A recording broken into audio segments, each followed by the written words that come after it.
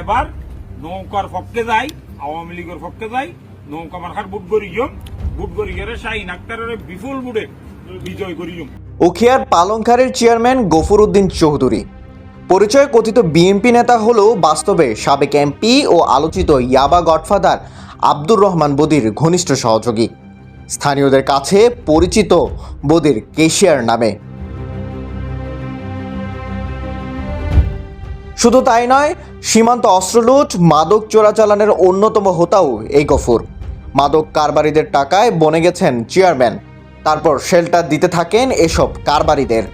তার নেতৃত্বে বিশাল সিন্ডিকেট তোলেন মাসোহারাও।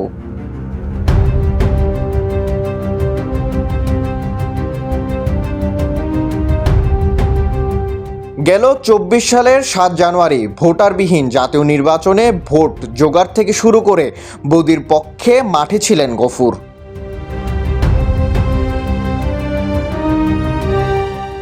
অথচ স্থানীয় বিএনপি নেতাকর্মীদের বিরুদ্ধে মামলা মোকদ্দমায়ও তার নাম উঠে আসে। নানান ভিডিওতে নৌকা হাতে প্রচারণার অভিযোগ রয়েছে তার বিরুদ্ধে। ২০২১ সালে পুলিশের একটি তালিকায় তার নাম শীর্ষ মাদক ব্যবসায়ী হিসেবে আসে বলে জানায় স্থানীয়রা। তবে আইন শৃঙ্খলা বাহিনী তা আনুষ্ঠানিকভাবে নিশ্চিত করেনি। সমস্ত ইয়াবা সিন্ডিকেটের নিয়ন্ত্রক ছিল গফুর উদ্দিন এদের কাছ থেকে প্রতি মাসে মাসোহারা নিত এবং সে নিজে ইনভেস্টমেন্ট ছিল ইয়াবা কারবারিদের। সীমান্তের যত ইয়াবা কারবারি, যত অস্ত্র ব্যবসায়ী থেকে শুরু করে রোহিঙ্গা ক্যাম্পে যে অস্ত্রগুলি ঢুকত, এই রোহিঙ্গা সন্ত্রাসী থেকে প্রায় 50টির অধিক অস্ত্র সে ছিনিয়ে নেয়।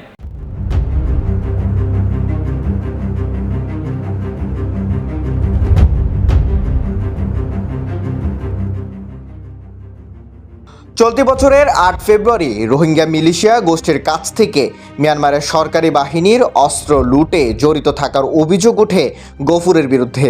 ভিডিও ফাঁসের পর কিছু অস্ত্র জমা দিলেও বড় অংশের এখনও খোঁজ মেলেনি।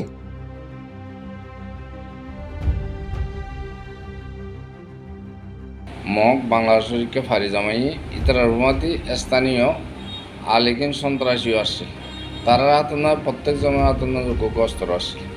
অস্ত্র মূল্য আইবারকালীন সময়ে বাংলাদেশত ফাঁড়ি জমাইবার সময় রহমতের সরকারি প্রাথমিক বিদ্যালয় এবং পূর্ববিন্যাতীন মানুষ ওনরে আটকাই স্থানীয় ইউপি চেয়ারম্যানের নেতৃত্বে শাহাবুদ্দিন এবং গফুর মিয়া, শাহাবুদ্দিন পিতা মোহাম্মদ ইলিয়াস, গফুর মিয়া পিতা মৃত নজির আহমদ।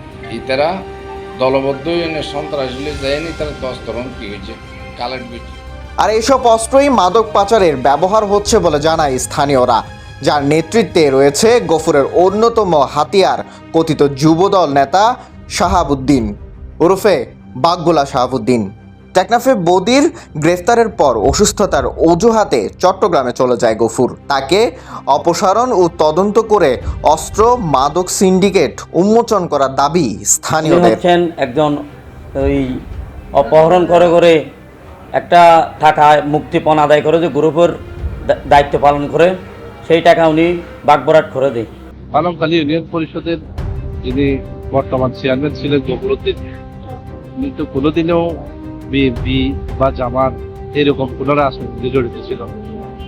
উনি ছিল সময়ের উপযোগী একজন বদির সহকারী এবং বদির কেশিয়ার বলেই যেটা পালংখালী ইউনিয়নের মানুষ চিনে। পালংখালী ইউনিয়নে আসলে ও কোনো চেয়ারম্যানই করে না। ও মাদক, অস্ত্রলোড, রোহিঙ্গা জন্ম নিবন্ধন এইসব কিছু বাণিজ্য করে বদিকে সামনে দিয়ে নারাজ্যর অপকর্মগুলো পালংখালী ইউনিয়ন পরিষদে করেছে। জনপ্রতিনিধির আসনে গফুর অপরাধে যুক্ত হলে শুধু আইনের ব্যত্যয় নয়, জাতীয় নিরাপত্তার হুমকি বলে মনে করছেন সচেতন মহল।